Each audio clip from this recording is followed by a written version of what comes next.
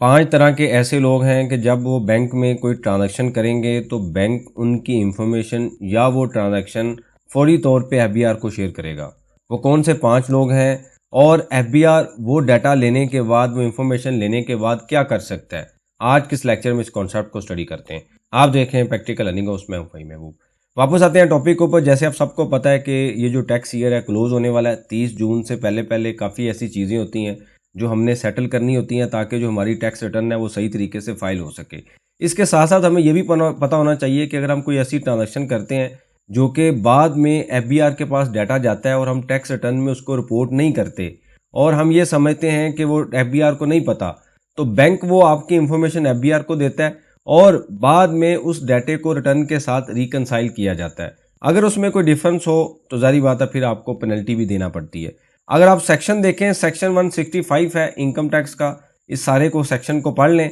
इस सेक्शन में क्या लिखा हुआ है मैंने समरी फॉर्म में यहाँ पे रख दिया है कि जब आप इस सेक्शन को स्टडी करेंगे तो ये सेक्शन ये कहता है कि बैंक और एफबीआर का आपस में एक कॉन्ट्रैक्ट है, एग्रीमेंट है कि बैंक एफबीआर को 5 तरह के डिफरेंट लोगों की जो इन्फॉर्मेशन है वो शेयर करेगा। सबसे पहला कौन बंदा है कि जो डेली का कैश विड्रा करवाता है 50,000 या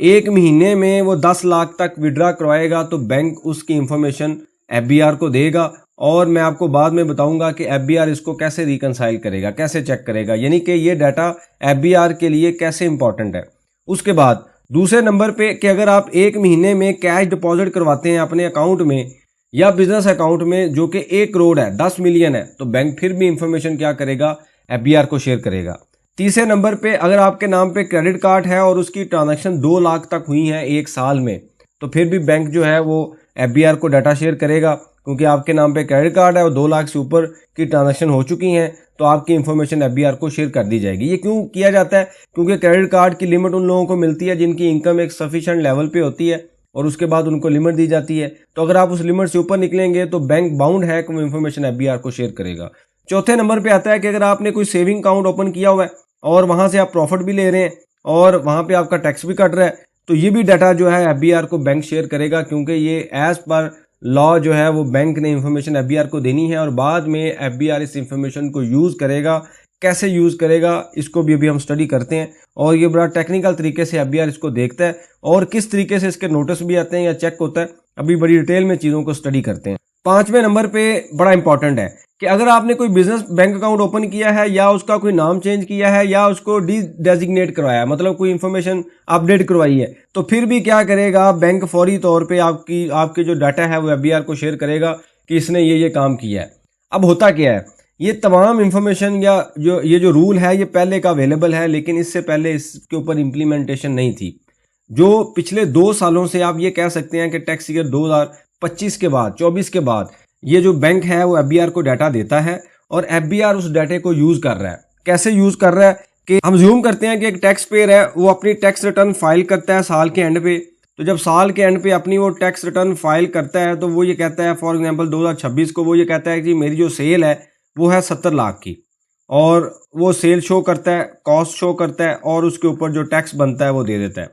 अब बैंक की तरफ से जो उसको इंफॉर्मेशन गई हुई है एफबीआर को, वो इंफॉर्मेशन एफबीआर के पास अवेलेबल है। तो बैंक ये कहता है कि जी इस बंदे ने पूरे साल में फॉर एग्जांपल 12 मिलियन यानी कि 1 करोड़ 20 लाख की ट्रांजैक्शन की है, इसके अकाउंट में ये पैसे आए हैं और बाद में पैसे निकले हैं। लेकिन ये बंदा क्या कर रहा है, यहाँ पे जो सेल शो कर रहा है वो 70 लाख शो कर रहा है। ये दोनों इंफॉर्मेशन को कंपेयर किया जाएगा आर्टिफिशियल इंटेलिजेंस जो सॉफ्टवेयर है उसके थ्रू और फौरी तौर पे एफबीआर के सिस्टम में एक इंफॉर्मेशन जनरेट होगी कि जो बैंक की ट्रांजैक्शन है और जो सेल की ट्रांजैक्शन है दोनों में डिफरेंस है। जब ये डिफरेंस आइडेंटिफाई होगा तो उसका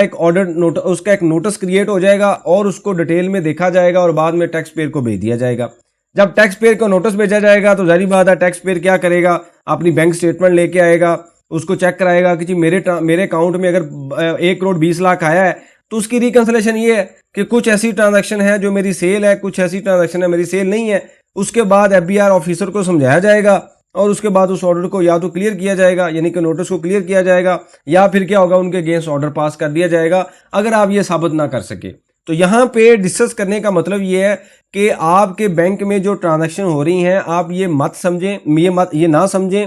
कि ऐसा नहीं होगा कि बैंक डिफरेंट है, रिटर्न डिफरेंट है। इससे पहले क्या होता है कि बैंक कुछ और बता रहा है और हम रिटर्न कुछ और फाइल कर देते हैं। तो अब अगर आप इन कैटेगरी में आ रहे हैं, इन तमाम तरह की कैटेगरी में आ रहे हैं और उसके बाद टैक्स रिटर्न आपकी कुछ और बता रही है, बैंक कुछ और बता रहा है, तो फिर आप तैयार रहें, आपको नोटिस भी आ सकता है। इसके ऊपर